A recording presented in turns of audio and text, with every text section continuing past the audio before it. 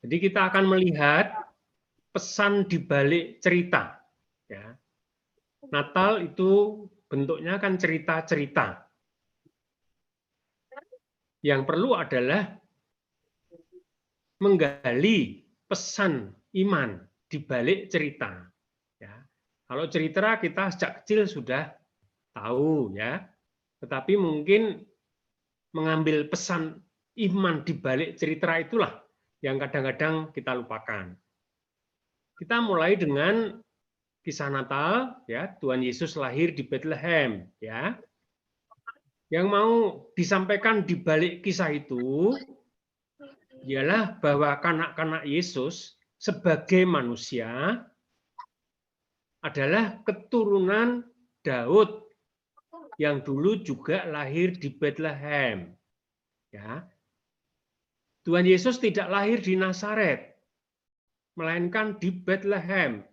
Dan Bethlehem itu punya reputasi yang hebat.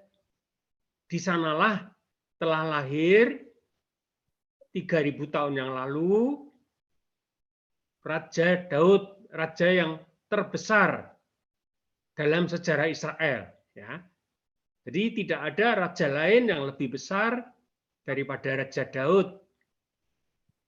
Raja Daud adalah raja yang berhasil merebut seluruh tanah Kanaan menjadi milik bangsa Israel.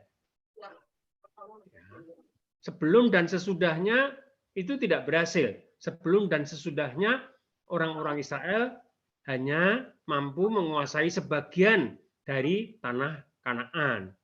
Tetapi Raja Daud yang memerintah selama 40 tahun berhasil merebut seluruh tanah Kanaan menjadi milik bangsa Israel. Dan dengan demikian memenuhi janji Tuhan kepada Bapak Abraham. Bapak Ibu mungkin masih ingat kepada Bapak Abraham, Allah memberi janji bahwa seluruh tanah Kanaan akan menjadi milik keturunan Abraham. Ya. Jadi janjinya sudah disampaikan kepada Abraham abad 19 sebelum Masehi, tetapi baru terpenuhi abad 10 sebelum Masehi. Ya. 9 abad sesudah dijanjikan kepada Abraham, janji Allah baru terpenuhi pada zaman Raja Daud, ketika seluruh tanah Kanaan menjadi milik keturunan Abraham. Dan Daud itu lahir di kota yang sangat kecil, di Bethlehem. Itu sebelah selatan Yerusalem. Yerusalem ibu kota, itu besar. Bethlehem itu kota kecil. Tapi meskipun kota kecil, punya reputasi yang hebat. Di sanalah lahir Raja Daud. Dan Tuhan Yesus lahir di Bethlehem untuk menekankan bahwa beliau sebagai manusia sungguh-sungguh keturunan raja. Ya, beliau masih berdarah biru sebagai manusia. Ya, keturunan Daud, buktinya lahirnya di Bethlehem seperti Raja Daud. Ya, itu yang pertama. Ya, next.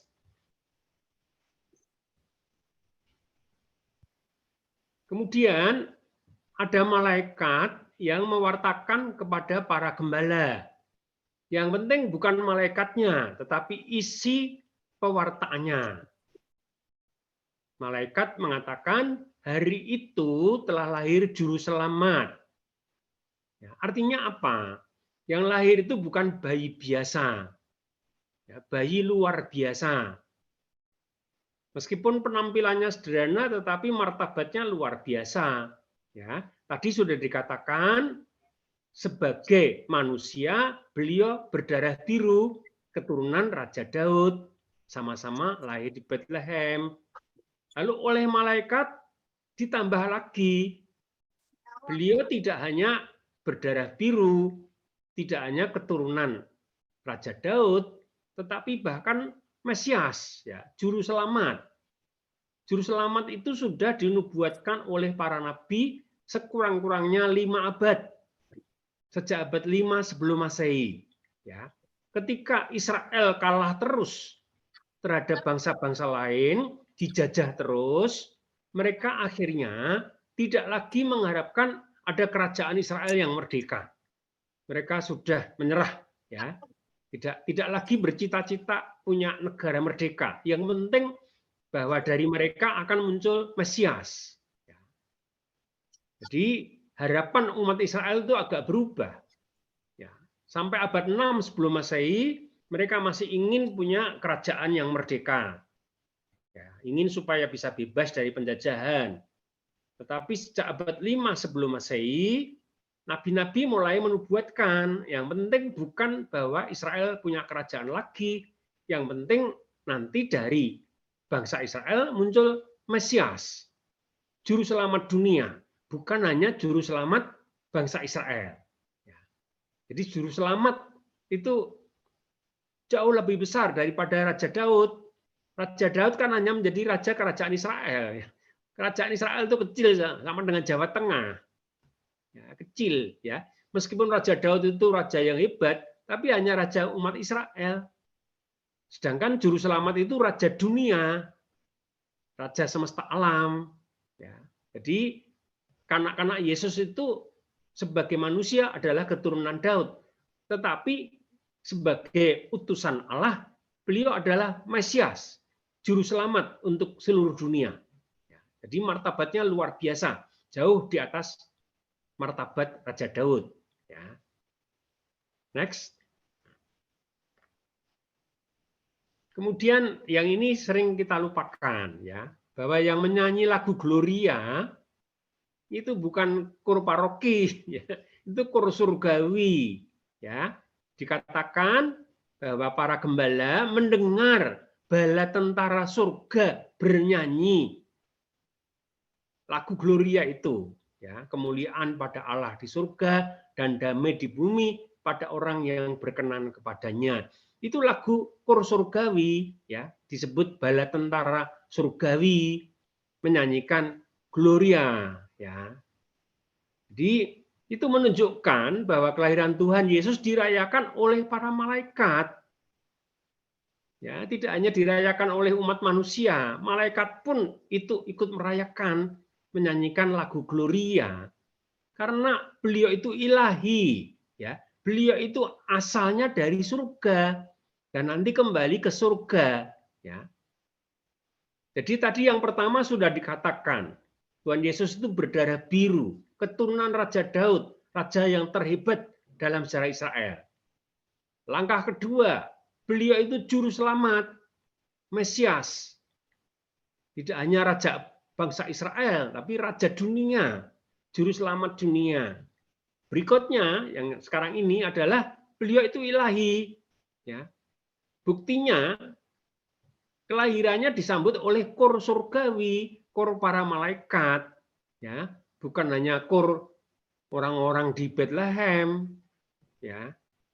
Bukan hanya para gembala, tetapi para malaikat di surga merayakan kelahirannya. Jadi itu keilahian dari kanak-kanak Yesus yang mau diungkapkan dengan kisah tersebut. Kisahnya hanya satu kalimat, ya, bahwa ada bala tentara surgawi menyanyikan kemuliaan, tapi isinya luar biasa, ya, bahwa beliau itu ilahi, ya. Dalam bahasa kita Allah Putra. Kanak-kanak Yesus itu sebetulnya Allah Putra. Ya. Kalau di dalam kitab suci tidak ada istilah Allah Putra, tidak dikenal, ya. Tidak ada, itu istilah gereja, ya. Dalam kitab suci ditekankan beliau itu ilahi, artinya ya ada pada kelompok Allah itu, ya, Allah Tritunggal itu. Ya, beliau salah satu dari pribadi Tritunggal itu. Ilahi, beliau itu ilahi, gitu, ya. Next. Kemudian para gembala. Penerima warta keselamatan adalah para gembala, orang-orang sederhana. Di sini Injil Lukas mau menekankan adanya kontras antara martabat kanak-kanak Yesus yang sangat hebat, ya, dengan target grup yang mau disapa oleh Allah.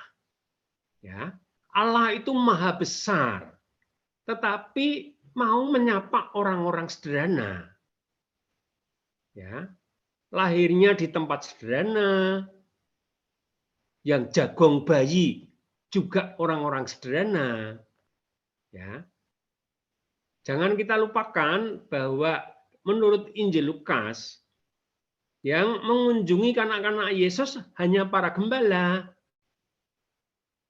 Orang-orang Majus itu menurut versi Injil Matius. Ya. Lukas adalah Injil yang menekankan pentingnya orang-orang kecil. Jadi Lukas mau mengatakan Tuhan Yesus itu martabatnya luar biasa tinggi, tetapi peduli dan berkomunikasi dengan orang-orang sederhana. Ya. Waktu itu gembala itu kebanyakan buta huruf. Pada zaman Tuhan Yesus gembala itu buta huruf, sederhana, ya, polos, ya, tidak berpolitik, ya. Jadi apa adanya, ya. Jadi di balik kisah bahwa para gembala lah yang pertama-tama mendapat pewahyuan, mau disampaikan ya bahwa Allah itu maha besar, tetapi menyapa orang-orang kecil. Ya, beliau tidak menyapa Raja Herodes, tidak menyapa orang-orang Farisi, ahli-ahli Taurat, tidak menyapa orang-orang Saduki, tapi gembala-gembala. Ya, itu. Jadi itu misteri Tuhan ya, misteri ya. Allah yang besar tetapi menyapa orang yang kecil, ya. Nah, kita kadang-kadang orang kecil tapi kepengen dekat-dekat dengan pejabat. Itu kita persis kebalikan dari sikap Tuhan, ya. Kita seringkali lebih suka dekat dengan orang-orang besar, orang-orang penting, ya. Begitu ada wali kota atau presiden datang semua minta selfie, ya. Semua ikut nebeng kemuliaan orang besar. Allah itu persis sebaliknya sikapnya, ya. Tadi sudah dikatakan, beliau itu berdarah biru, keturunan Raja Daud. Beliau itu juru selamat dunia. Ya. Beliau itu ilahi. Ya. Buktinya tadi, waktu lahir yang bernyanyi itu kor surgawi, para malaikat. Ya. Tetapi yang disapa pertama-tama justru para gembala, orang-orang kecil, orang-orang buta huruf pada zamannya. Ya. Next.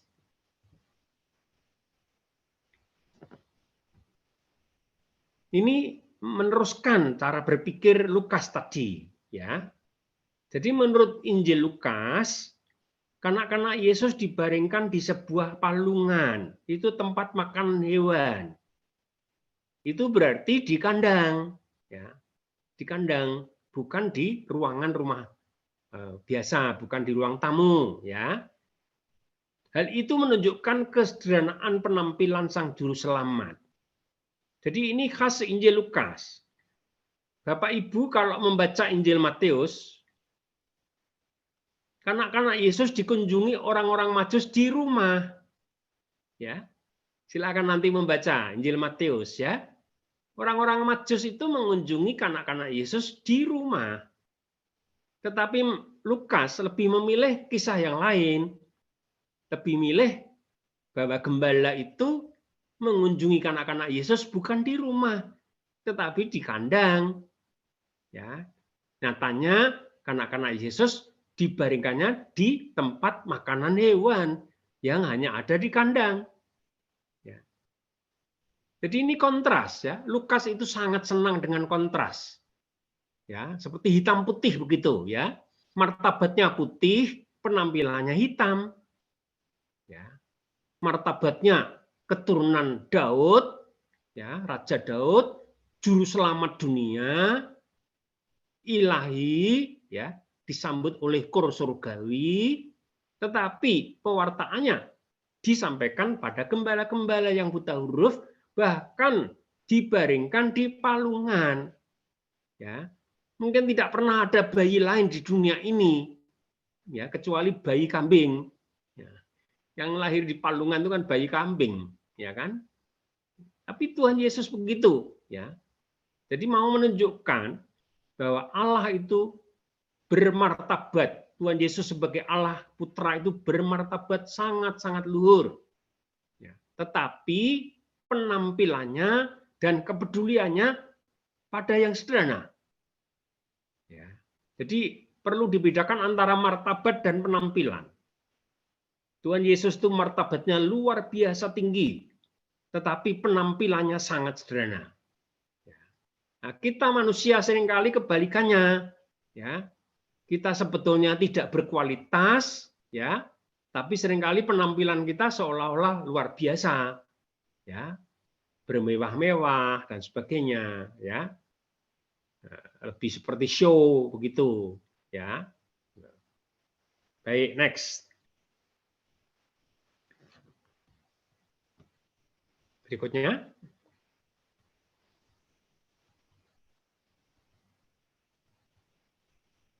Ya. Lalu ketika Tuhan Yesus berusia sekitar 30 hari, Bunda Maria mentahirkan diri. Ya. Hal itu menunjukkan ketaatannya kepada agama. Bunda Maria ini orang Yahudi yang taat pada agama Yahudi. Ya. Beliau baru menjadi Kristen setelah putranya mulai berkarya, ya. Ketika putranya itu masih kecil, belum mulai berkarya, Bapak Yusuf dan Bunda Maria maupun Tuhan Yesus sendiri beragama Yahudi, setia pada agama Yahudi. Ya.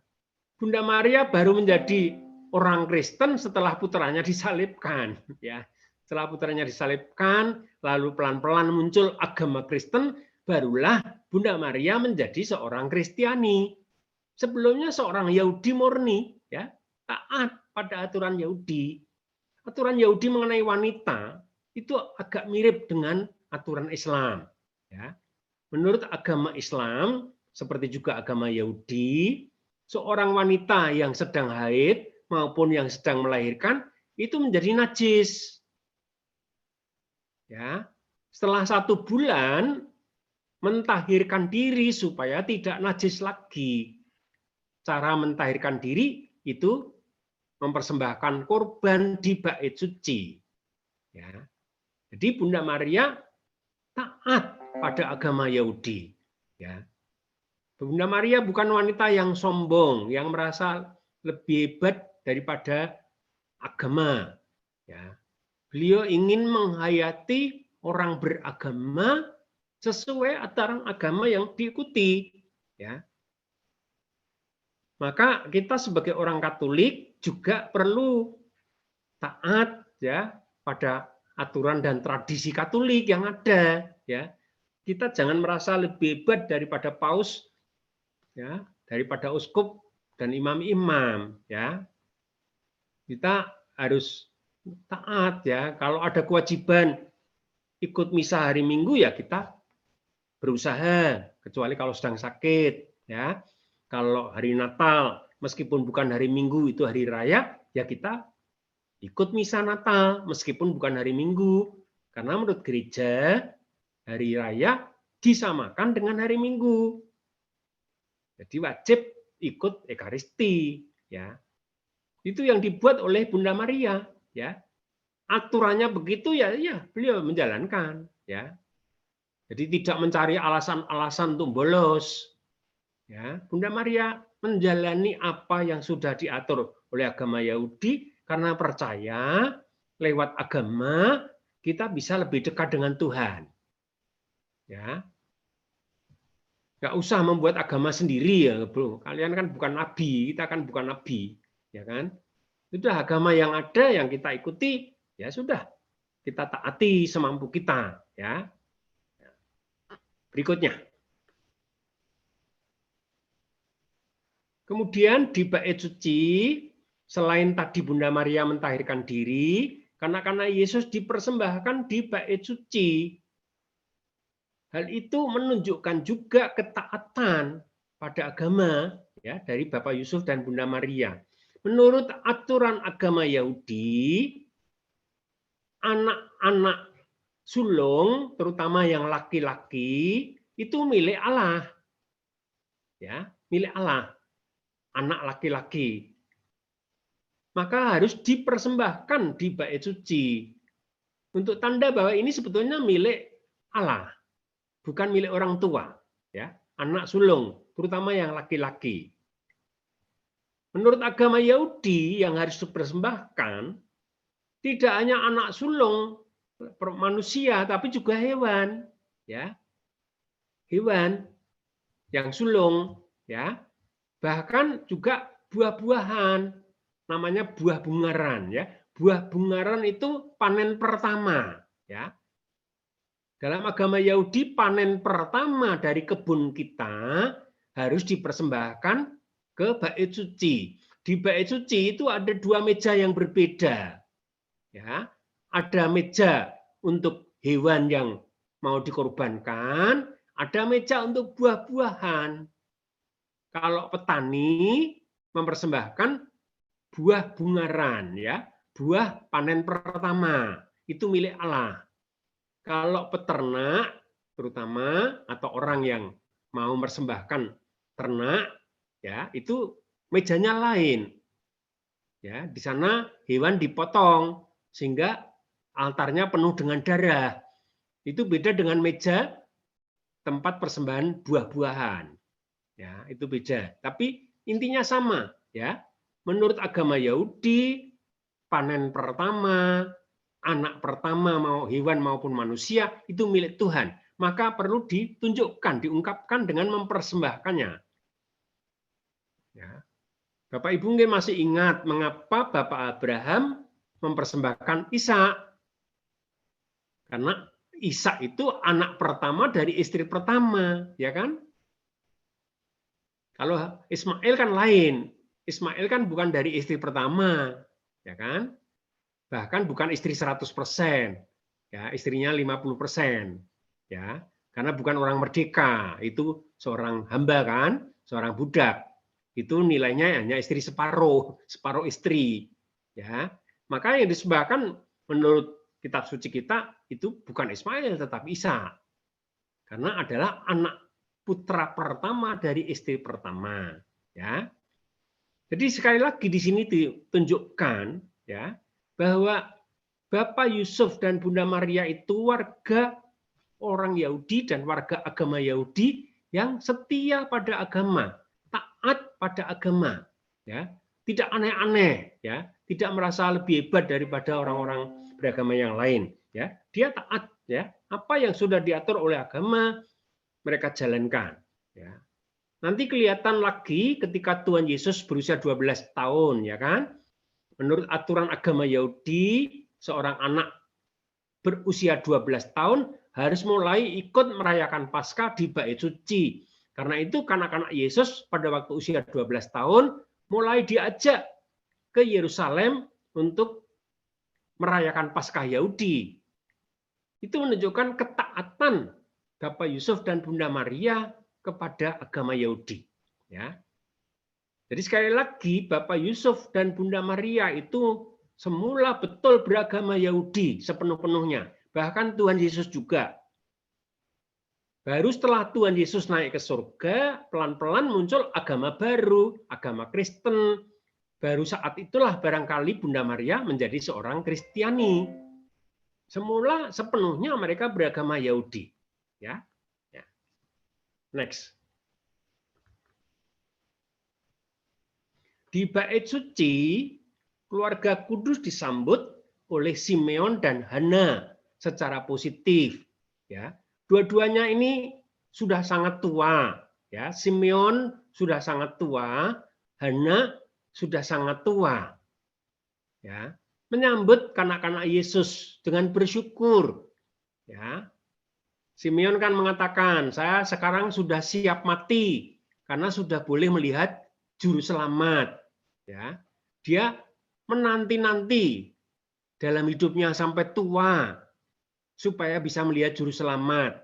Hana juga begitu, ya, rajin berdoa di bait suci dan sangat bersyukur, ya, bahwa mereka itu bisa melihat juru selamat dengan mata kepala sendiri, ya. Nah, mereka ini dikisahkan oleh Injil Lukas mewakili orang-orang Yahudi yang beriman. Kita perlu sadar ya bahwa orang Yahudi yang beriman tidak banyak. Pada zaman Tuhan Yesus mungkin hanya 12 rasul, 70 murid, ya, mungkin 25 wanita Kristiani, wanita kudus seperti Maria Magdalena, ya, Maria dan Marta, ada adik Lazarus, ya. Jadi yang menjadi orang beriman, orang Yahudi itu nggak banyak. Tetapi meskipun sedikit, itu yang berkualitas iman mereka. Ya, contohnya adalah Simeon dan Hana, Zakaria dan Elizabeth, ya, yang menyambut bayi Yesus dengan positif, secara positif, ya. Dan nanti rasul-rasul dan 70 murid, ya, itu sangat menyambut positif anak-anak Yesus. Jadi tidak semua orang Yahudi itu jahat, tidak semua orang Yahudi itu menolak Tuhan Yesus, tidak semua, ya. Tetapi ada sedikit orang Yahudi yang beriman dan berkualitas imannya, ya. Sedikit jumlahnya, tetapi imannya berkualitas. Itu yang mau disampaikan. Contohnya adalah Simeon dan Hana.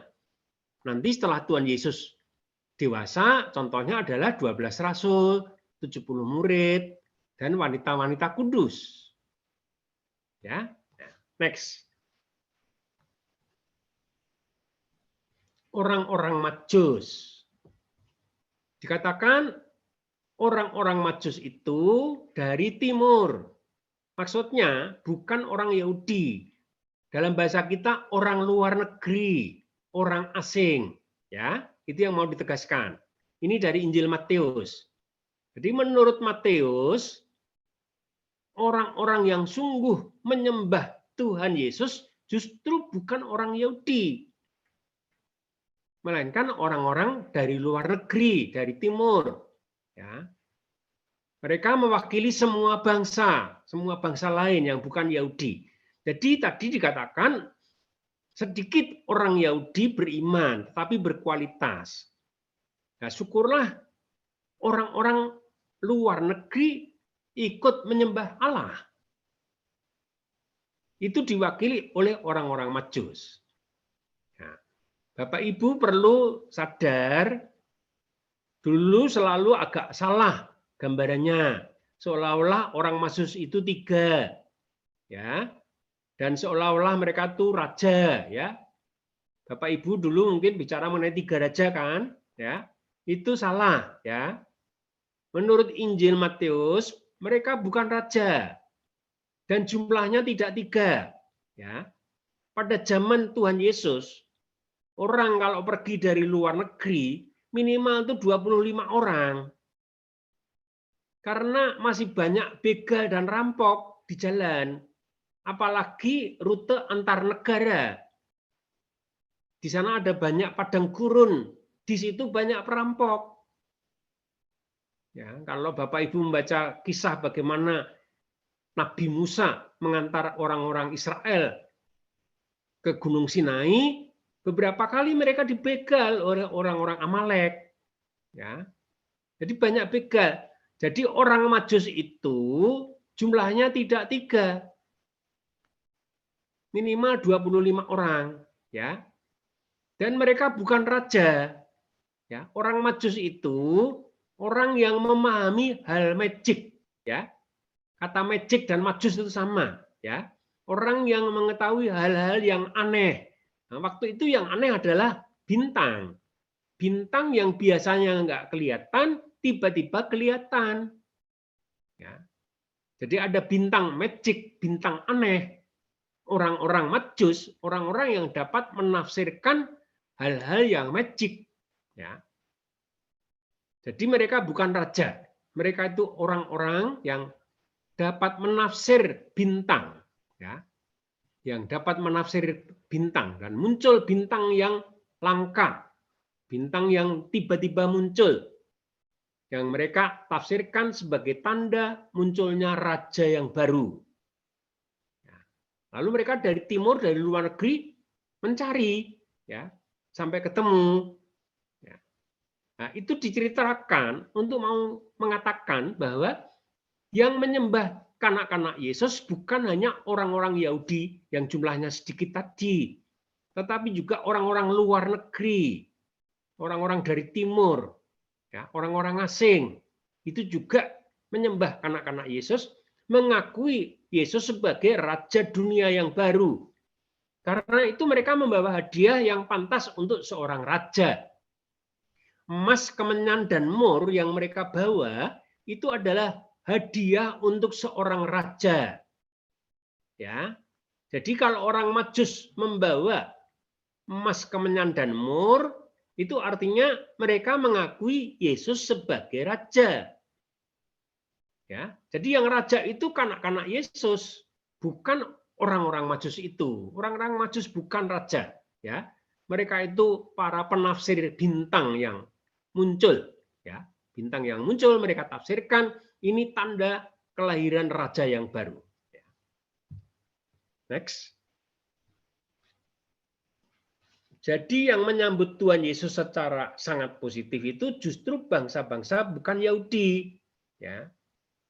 Ada yang Yahudi tapi nggak banyak tadi, ya. Contohnya Hana dan Simeon itu contohnya tadi, dan gembala-gembala tadi, ya. Tapi orang Majus ini orang asing, jadi mewakili bangsa-bangsa bukan Yahudi. Ya. Kanak-kanak Yesus diterima tidak hanya oleh orang-orang Yahudi, tetapi juga oleh bangsa-bangsa lain. Ya, baik. Lalu Herodes Agung. Herodes Agung ini mewakili bangsa Yahudi, terutama tokoh-tokohnya. Ya, tokoh-tokoh waktu itu adalah orang-orang Saduki, ya, imam-imam, dan ahli Taurat, ahli kitab suci. Ya. Herodes Agung yang mewakili bangsa Yahudi justru menyambut Tuhan Yesus secara sangat negatif, ya, mencarinya untuk membunuhnya, ya. Jadi di sini ada kontras sikap antara orang Yahudi dan orang-orang Majus dari luar negeri, ya. Orang Yahudi diwakili oleh Herodes Agung menyambut secara negatif, berusaha membunuh kanak-kanak Yesus, padahal orang-orang Majus yang dari luar negeri malah menyembahnya sebagai raja, memberi hadiah emas, kemenyan, dan mur, menunjukkan bahwa mereka menghargai Tuhan Yesus sebagai raja yang baru, raja dunia yang baru. Di sini ada kontras lagi, ya, kontras antara yang menyambut Tuhan Yesus secara positif dengan mereka yang menyambut Tuhan Yesus secara negatif. Ya. Baik, ya. Berikut. Kemudian keluarga kudus tinggal di Nazaret. Hal itu menunjukkan lagi kesederhanaan penampilan Sang Juru Selamat. Menurut penelitian para ahli, Nazaret itu kota kecil, ya, penduduknya tidak sampai 1000, desa kecil, ya, penduduknya tidak sampai 1000. Jadi Tuhan Yesus itu, meskipun beliau itu Allah Putra, tetapi bersedia tinggal di desa kecil selama 30 tahun, ya. Itu mau menunjukkan lagi kesederhanaan penampilan Sang Juru Selamat. Ya. Bapak Ibu kalau membaca seluruh kitab Perjanjian Lama, tidak ada satu kata pun mengenai Nazaret. Para penulis kitab Perjanjian Lama tidak mengenal desa Nazaret. Nazaret tidak pernah muncul dalam Perjanjian Lama karena desa yang tidak punya reputasi. Tadi Tuhan Yesus lahirnya di Bethlehem yang punya reputasi besar sebagai tempat lahir Raja Daud yang hebat. Tetapi Tuhan Yesus meskipun lahirnya di Bethlehem, dibesarkan di desa kecil yang tidak terkenal sama sekali. Ya. Bahkan ada orang yang selalu mengejek, ya, Nazaret sebagai desa yang tidak punya apa-apa, ya. Bapak Ibu mungkin masih ingat, ya, suatu ketika orang mengatakan begini, apa ada yang baik yang datang dari Nazaret? Ya kan? Jadi menurut mereka tidak mungkin juru selamat kok datang dari Nazaret. Tapi nyatanya begitu, ya. Jadi misteri Tuhan, ya. Misteri Tuhan ialah bahwa beliau meskipun martabatnya luhur sekali, tetapi memilih penampilan yang sangat sederhana. Tadi sudah tampak ketika menampakkan diri, mewahyukan diri pada para gembala. Lahirnya di palungan. Nah, sekarang tampak lagi dibesarkan sampai dewasa di Nazaret, di desa yang sangat sederhana. Ya. Baik. Itu Bapak Ibu ya yang ingin saya sampaikan ya. Jadi mari kita jangan berhenti pada cerita-cerita Natal ya. Tetapi harus selalu menggali di balik cerita itu pesan iman apa yang mau disampaikan ya. Kalau saya mau menyingkat sebelum tanya jawab ya, intinya ialah bahwa juru selamat kita itu luar biasa luhur martabatnya. Beliau itu Allah Putra sendiri. Martabatnya tidak bisa dirugikan. Ya. Tidak bisa diragukan, ya. Tetapi penampilannya sederhana. Ya. Peduli pada orang sederhana. Itu yang pertama. Yang kedua, yang menyambut Tuhan Yesus ternyata tokoh-tokoh yang non formal dari bangsa Yahudi. Tokoh yang formal seperti Herodes, orang Saduki dan orang Farisi justru tidak menunjukkan sikap positif terhadap Tuhan Yesus. Sikap positif ditunjukkan oleh orang sederhana, orang non formal, para gembala, Simeon dan Hana, orang-orang sederhana. Dan orang-orang luar negeri, orang-orang yang bukan Yahudi, yang diwakili dalam kisah itu orang-orang Majus tadi. Ya, jadi dua hal itu yang paling pokok sebagai pesan Natal di balik cerita. Ya, jadi kontras antara martabat Allah Putra yang luhur dengan penampilannya yang sangat sederhana, kontras antara sikap orang Yahudi yang formal, tokoh-tokoh yang formal yang menolak Tuhan Yesus, dan orang-orang sederhana Yahudi yang menerima Tuhan Yesus, diwakili oleh para gembala, Simeon dan Hana, dan orang-orang bangsa lain ternyata menyambut Tuhan Yesus dengan baik. Wakilnya adalah orang-orang Majus. Ya. Baik, mudah-mudahan cukup jelas apa yang saya sampaikan. Ya. Sekarang kesempatan tanya jawab, barangkali ada yang masih agak bingung, ya, supaya nanti lebih lega, ya, setelah tanya jawab. Monggo silahkan, siapa yang mau menanyakan sesuatu. Boleh juga sharing pendapat, ya, sharing pengalaman boleh juga. Monggo silahkan.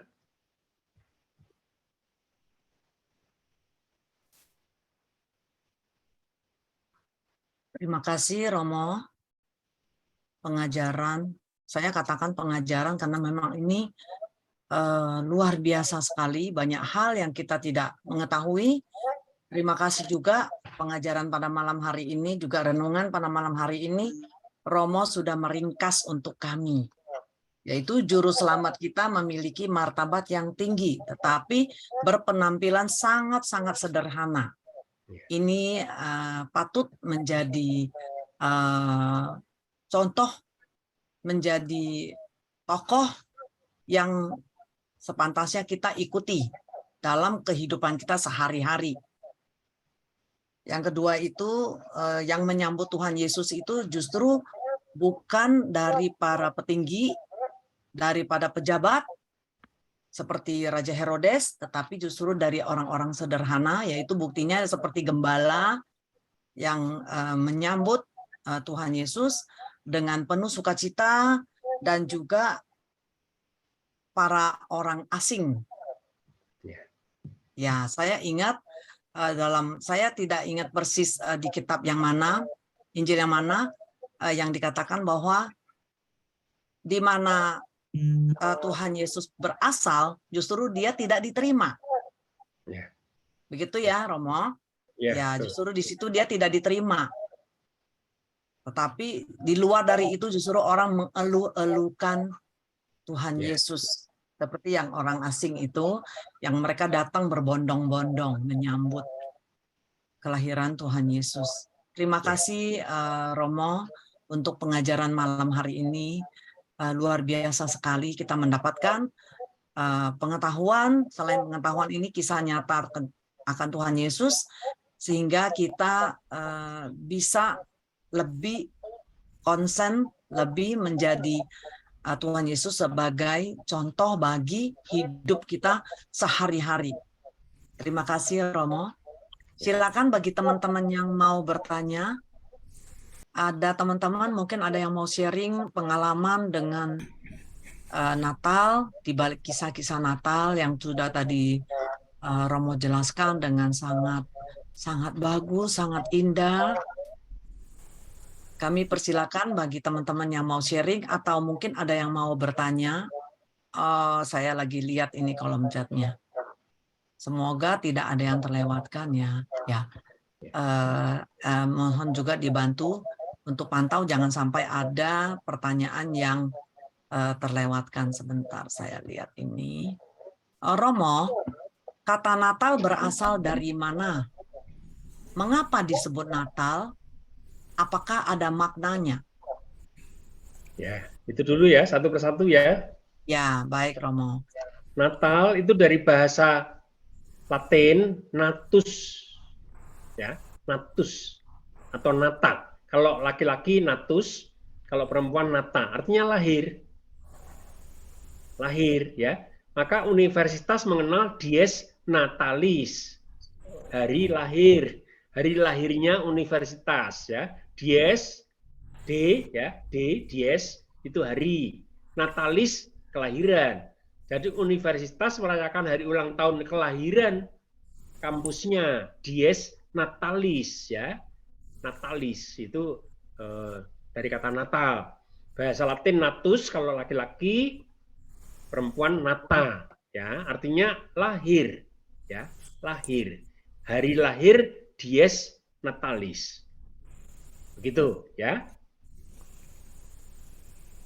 Selanjutnya,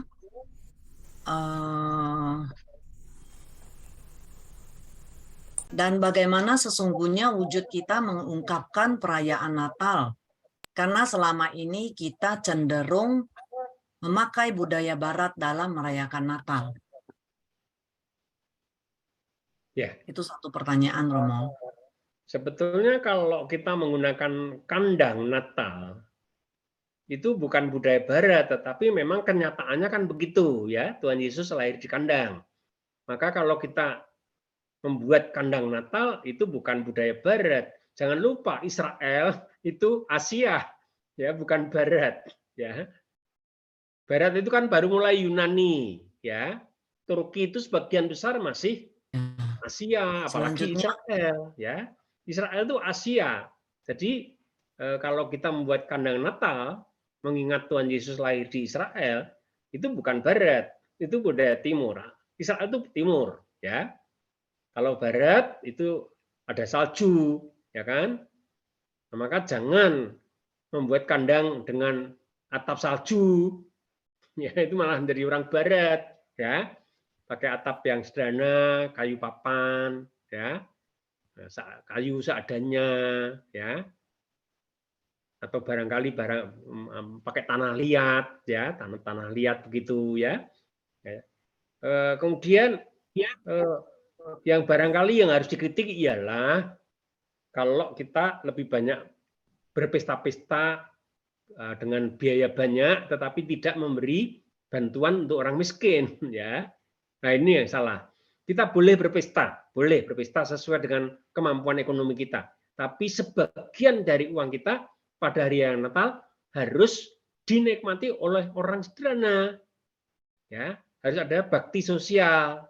Ya, Natal sebaiknya diwarnai oleh bakti sosial selain pesta Natal intern orang Katolik sendiri.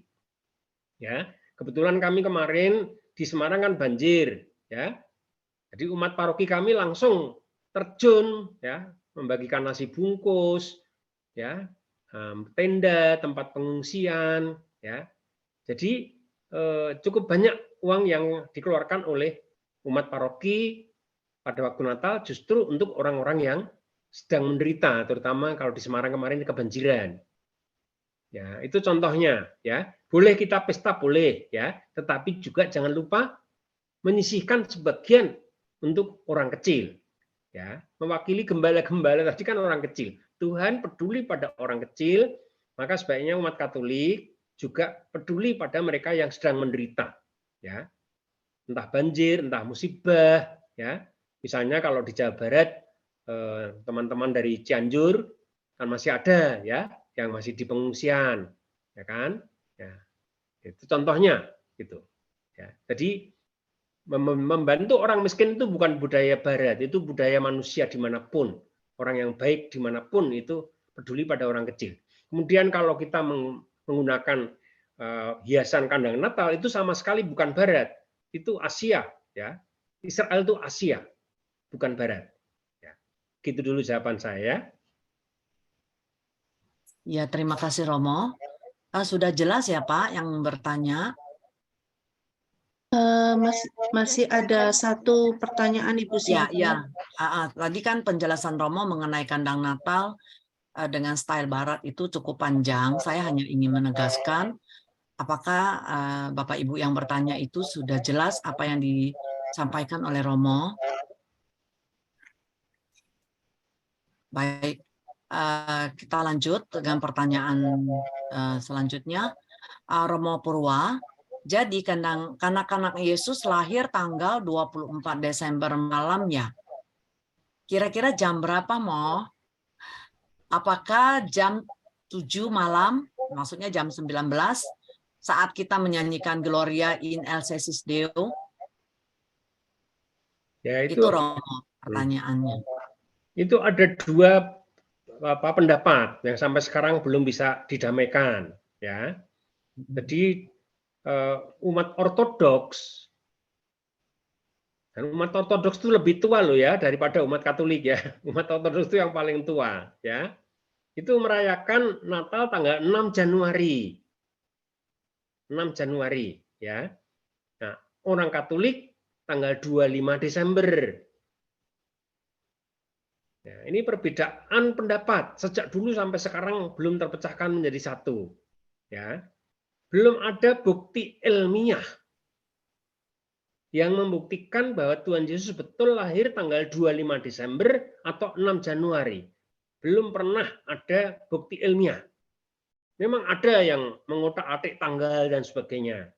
Ya. Tapi sebaiknya kita tidak melihat itu sebagai kebenaran yang mutlak. Ya. Tampaknya itu terkait justru dengan munculnya matahari. Ya. Di beberapa negara Eropa, matahari muncul kembali setelah musim dingin tanggal 25 Desember. Di tempat lain, matahari baru mulai muncul tanggal 6 Januari. Artinya apa? Tampaknya yang dijadikan kelahiran Tuhan Yesus itu adalah munculnya matahari. Ya, Tuhan Yesus digambarkan sebagai matahari ilahi, begitulah kurang lebih. Ya, maka munculnya matahari dilihat sebagai tanggal lahirnya Tuhan Yesus. Tapi tidak ada bukti ilmiah, ya, tidak ada bukti ilmiah. Apalagi jamnya. Ya. Kalau tanggalnya saja kita belum punya bukti ilmiah, apalagi jamnya. Kemudian jangan lupa, Tuhan Yesus dikatakan berusia 2 tahun ketika mau dibunuh. Ya kan? Ketika mau dibunuh oleh Herodes, bayi Yesus berusia 2 tahun. Dikatakan begitu di dalam Injil Matius. Padahal Raja Herodes itu wafat tanggal 4 sebelum Masehi. Itu berarti Tuhan Yesus lahir paling cepat tahun 6 sebelum Masehi. Ya. Tuhan Yesus tidak lahir tahun 1, bukan ya. Tahun 6 sebelum Masehi. Karena Raja Herodes Agung meninggalnya tahun 4 sebelum Masehi. Jadi tahunnya bukan tahun pertama. Dan belum ada bukti ilmiah bahwa Tuhan Yesus betul lahir tanggal 25 Desember atau 6 Januari. Jadi masih ada 2 tanggal yang diperdebatkan sampai sekarang, ya. Dan tampaknya dua-duanya terkait dengan munculnya matahari setelah musim dingin di negeri-negeri itu. Di beberapa negara matahari muncul kembali setelah musim dingin tanggal 25 Desember. Di beberapa negara lain matahari baru muncul tanggal 6 Januari. Ya kan? Jadi tampaknya dies natalis matahari itulah yang kemudian dijadikan dies natalis Tuhan kita Yesus Kristus. Ya. Maka jangan memutlakkan tanggal dan jangan memutlakkan jam, nggak ada yang tahu, tidak ada yang tahu, ya. Karena tidak dikatakan bahwa itu malam hari, tidak dikatakan, ya. Kalau bintang yang dilihat orang Majus, nah, pasti yang lebih kelihatan kan malam hari bintangnya, ya. Tapi itu kan penunjuk bagi orang Majus untuk sampai ke Bethlehem. Tidak berarti ketika matahari muncul waktu itu juga, ketika bintang tadi muncul Tuhan Yesus juga lahir. Itu tidak ada kepastian itu, gitu. Ya. Ya, terima kasih Romo. Terkait dengan pertanyaan yang tadi, Romo ada menjelaskan yang tanggal 6 Januari, saya jadi terpikir apakah selama ini gereja kita itu kan biasanya setelah perayaan Natal, terakhir tanggal 6 atau tanggal 8 itu berarti semua hiasan Natal sudah harus dirapikan. Apakah terkait dengan tanggal seperti itu, Romo? Ya, begini, setelah 6 Januari, ya, itu kan dirayakan biasanya hari Minggu, ya. Ya. Nah, itu berarti masih Senin, Selasa, Rabu sampai Sabtu itu masih Natal. Masih oktav Natal ya, Romo ya. Masih, ya. Ya. Nanti minggu berikutnya itu baru pembaptisan Tuhan, itu sudah usia 30. Ya kan? Jadi mulai minggu pembaptisan Tuhan sudah bukan Natal, karena Tuhan Yesus sudah berkumis. Ya. Sudah umur 30, ya kan? Ya. Jadi Natalnya itu 1 hari ya, ditutup dengan 1 hari sebelum hari pembaptisan Tuhan. Ya. Begitu. Ya, Ya. baik. Terima kasih Romo. Jadi ini memang benar-benar misteri ya Romo ya. Ya. Ini ada pertanyaan lagi Romo. Romo, mengapa ada perbedaan dalam cerita kelahiran Yesus dalam Injil Matius dan Injil Lukas? Misalnya, dalam Injil Matius dikisahkan bahwa Yusuf membawa keluarga kudus mengungsi ke Mesir segera sesudah Yesus lahir. Sedangkan dalam Injil Lukas dikatakan bahwa Yesus dipersembahkan di Bait Allah ketika ia berumur 8 hari. Berarti tidak langsung mengungsi ke Mesir. Ya. Itu pertanyaannya Romo. Ya. Saya beri contoh ya,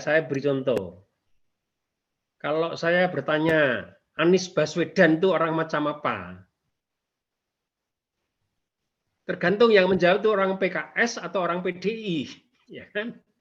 Ya, pertanyaannya Anies Baswedan itu orang macam apa, ya kan? Jawaban orang PDI pasti berbeda dengan jawaban orang PKS kan? Nah, itu ya. Lukas itu sumbernya orang-orang yang mengenal Maria, ya. Orang-orang yang lingkungan Maria, yang punya devosi pada Maria. Sedangkan Matius itu sumber infonya dari kalangan yang punya devosi pada Bapak Yusuf. Jadi Injil Lukas itu menjadikan Maria tokoh utama kisah Natal. Sedangkan Injil Matius menjadikan Bapak Yusuf sebagai tokoh utama kisah Natal. Jadi sudut pandang dan sumber infonya yang berbeda. Tetapi hebatnya gereja Katolik menerima kedua Injil itu justru supaya kita menimbang-nimbang, mencoba menggabungkan kalau bisa. Ya, tampaknya yang lebih bisa dipercaya yang mana. Tapi dua-duanya sudah bisa dipercaya. Problemnya kan sumbernya berbeda. Ya, kalau Bapak Ibu menanyakan pada para frater yang mengenal saya sebagai guru mereka dulu, jawabannya kan berbeda, ya, dengan kalau Bapak Ibu bertanya mengenai saya pada anggota Korongka yang belum pernah mengenal saya, ya kan? Itu contohnya, ya. Jadi sumbernya berbeda. Injil Lukas tampaknya punya sumber kalangan yang punya devosi tentang Maria, sehingga tokoh Natal adalah Maria. Sedangkan Matius itu tampaknya mendapat sumber infonya dari kalangan yang berdevosi pada Bapak Yusuf. Sehingga Bapak Yusuf yang menjadi tokoh kisah Natal. Ya. Lalu di dalam Injil Lukas masih ada komplikasi yang lain. Yaitu bahwa Lukas membandingkan Tuhan Yesus dengan Yohanes Pembaptis. Terus-menerus dibandingkan. Ya, Bapak Yusuf berbeda dengan Zakaria, Bunda Maria berbeda dengan Elizabeth, Yohanes Pembaptis berbeda dengan Tuhan Yesus. Jadi ada semacam cara memperkenalkan Yesus dengan membandingkan dengan tokoh lain, yaitu Yohanes Pembaptis. Jadi cara bercerita itu yang berbeda. Maka tadi saya sampaikan, jangan berhenti pada ceritanya, ya, tetapi menggali pesan imannya tadi, ya kan? Maka tadi saya tidak membandingkan antara Matius dan Lukas kan, tetapi langsung menggali pesan di balik masing-masing cerita. Ya, jadi jangan membandingkan cerita, nanti bingung sendiri, ya, bingung sendiri, ya. Karena kalau kita membaca kitab suci, yang penting itu bukan ceritanya, ya, tetapi pesan iman di balik cerita. Ya. Ceritanya bisa berbeda karena sumbernya berbeda, tetapi pesan imannya akhirnya kurang lebih sama kan? Bahwa Yesus itu Allah Putra yang menjadi manusia, ya kan? Itu akhirnya kurang lebih pesan pokoknya sama. Itu jawaban saya ya. Terima kasih Romo. Romo, ini masih ada beberapa pertanyaan. Boleh izin ya dilanjutkan, Romo. Ya, bintang apa yang dilihat orang Majus, Romo? Dan munculnya berapa tahun sekali? Itu tidak dijelaskan. Tidak dijelaskan dalam Injil, maka kita jangan berandai-andai. Ya. Jadi menurut Injil, intinya orang-orang dari timur tadi melihat bintang yang menurut tafsiran mereka menandakan lahirnya raja yang baru. Ya, halo. Ya, begitu ya. Jadi bintang apa kita tidak tahu. Dan tidak boleh berandai-andai karena dalam kitab suci tidak ditegaskan. Ya. Sehingga para ahli pun tidak akan bisa meneliti, ya, karena dalam Injil tidak punya indikasi yang cukup jelas. Tanggal berapa, ya. Kalau diketahui tanggal dan jamnya, mungkin para ahli bisa menemukan bintang apa itu. Tapi karena kitab suci tidak memberi indikasi sama sekali mengenai jam berapa dan tanggal berapa melihat bintang itu, para ahli pun tidak bisa menggali bintang apa itu. Ya, begitu ya. Ya, baik. Terima kasih Romo. Ini pertanyaan selanjutnya. Tahun Masehi itu berdasarkan apa? Bukan tahun kelahiran Yesus? Yang tadi kan Romo sempat jelaskan bahwa Yesus bukan lahir di tahun pertama sesudah Masehi. Nah, ini pertanyaannya, jadi tahun Masehi itu berdasarkan apa, Romo? Ya. Semula berdasarkan tahun Masehi. Ya, bahwa Tuhan Yesus itu lahir tahun 1. Ya. Tetapi dalam perjalanan sejarah, para ahli menemukan ya bahwa ada pergeseran hitungan. Jangan lupa, semula kalender itu kan berdasarkan bulan, bukan matahari, ya kan? Tapi suatu ketika para ilmuwan memilih menghitung kembali, lebih menggunakan matahari. Ya kan? Nah, jadi kalau dihitung-hitung, yang dulu tahun 1 Masehi itu, dengan perhitungan sekarang, tampaknya Tuhan Yesus lahirnya paling cepat tahun 6 sebelum Masehi. Karena dikatakan beliau akan dibunuh oleh Herodes Agung. Padahal Herodes Agung menurut penelitian sejarah tahun 4 sebelum Masehi sudah meninggal. Itu cara berpikirnya, ya.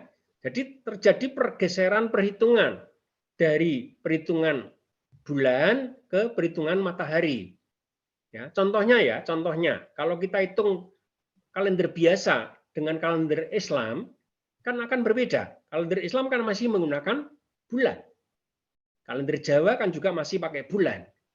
Ya kan? Tetapi kalau kalender yang umum ya kan sudah menggunakan kalender matahari. Ya, jadi kalau menggunakan kalender zaman dulu, Tuhan Yesus lah lahir tahun 1, maka disebut tahun Masehi, tahun Mesias, kelahiran Mesias. Ya. Tetapi kalau dihitung lagi dengan cara sekarang, yaitu berdasarkan matahari, tampaknya Tuhan Yesus paling cepat lahirnya tahun 6 sebelum Masehi. Sehingga masuk akal kalau dikatakan bahwa beliau akan dibunuh atas perintah Herodes Agung. Dan Herodes Agung menurut penelitian ilmiah meninggal tahun 4 sebelum Masehi. Padahal Yesus lahirnya sebelum kematian Herodes Agung. Ya, mudah-mudahan cukup jelas itu ya. Ya, terima kasih Romo. Ini ada satu pertanyaan lagi yang terakhir. Kenapa kelahiran Yesus jaraknya berdekatan dengan pembaptisan Yesus? Natal kan tentang kelahiran Yesus, tetapi langsung minggu depan, kenapa langsung dibaptis? Mohon Romo bisa untuk menjelaskan. Ya karena begini ya, sebentar lagi kan Paskah ya. Nah, kalau diundur-undur nanti dari Natal selesai, minggu berikutnya Paskah, malah makin parah lagi kan. Ya. Jangan lupa yang kita kenal dan kita rayakan pertama mulai abad 1 itu Paskah. Natal itu baru mulai dirayakan abad 5. Ya. Sampai abad 4 belum ada perayaan Natal, ya. Jadi perayaan yang pertama kita kenal adalah perayaan Paskah. Ya. Nah, setelah ada perayaan Natal perlu dihitung-hitung ya, supaya antara Natal dan Paskah tidak terlalu berdekatan, ya. Maka setelah dihitung-hitung ya itu tadi ya agak cepat lah setelah Natal langsung pembaptisan. Karena antara pembaptisan Tuhan Yesus sampai wafat itu kan 3 tahun. Ya kan? 3 tahun. Beliau kan dibaptis lalu berkarya 3 tahun, kemudian wafat kan? Ya. Nah, jadi itu yang perlu diingat ya. Kita merayakan Paskah dulu. Lalu karena ada Natal, lalu mulai dihitung-hitung supaya secara liturgis itu bisa dipertanggungjawabkan. Bahwa antara Natal dan Paskah ada jarak yang cukup jauh. Lalu perhitungannya tadi ya agak cepat kita ke pembaptisan. Dan jangan lupa di dalam Injil usia 12 sampai 30 tidak ada cerita apa-apa kan? Ya. Kita mau cerita apa? Kalau dalam Injil juga nggak ada, ya. Antara lahir sampai umur 12 kan nggak ada cerita apa-apa. Umur 12 Yesus sampai umur 30 tahun juga nggak ada cerita apa-apa kan? Ya. Jadi kita nggak bisa mengulur-ulur kisah masa remaja Yesus karena dalam Injil juga nggak ada. Ya, dalam Injil tahu-tahu Yesus habis lahir umur 12. Ya, tahu-tahu kemudian berusia 30. Ya kan? Itu, ya. Ya Romo, terima kasih Ya. Untuk pengajaran perenungan pada malam hari ini. Terima kasih juga kepada Bapak Ibu yang sudah mengirimkan banyak pertanyaan yang sangat-sangat bagus sehingga menambah banyak hal bagi teman-teman semua. Sepertinya Pak Gun besok-besok mesti ngundang Romo lagi nih. Bagus sekali. Oh, pasti. Siap pasti. ya Romo? Ya. Ya, kita sudah di penghujung acara. Mari kita siapkan hati untuk berdoa yang penutup yang akan dipimpin oleh Romo dan menerima berkat Tuhan melalui Romo Purwa. Kami persilakan Romo.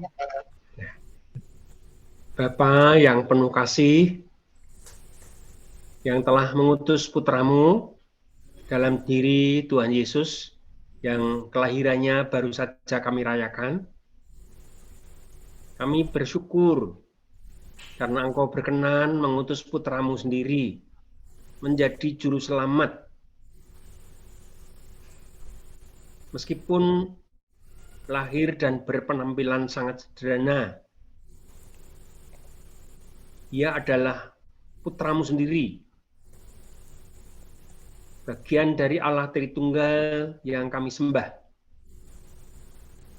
Bantulah kami agar kami tetap beriman pada Allah Tritunggal, meskipun kami seringkali kurang mampu memahaminya dengan baik. Dan percaya bahwa putramu sendiri yang telah kau utus di dalam diri Tuhan Yesus. Ini kami mohon berkat-Mu untuk perjalanan hidup kami selanjutnya, terutama hidup beriman kami.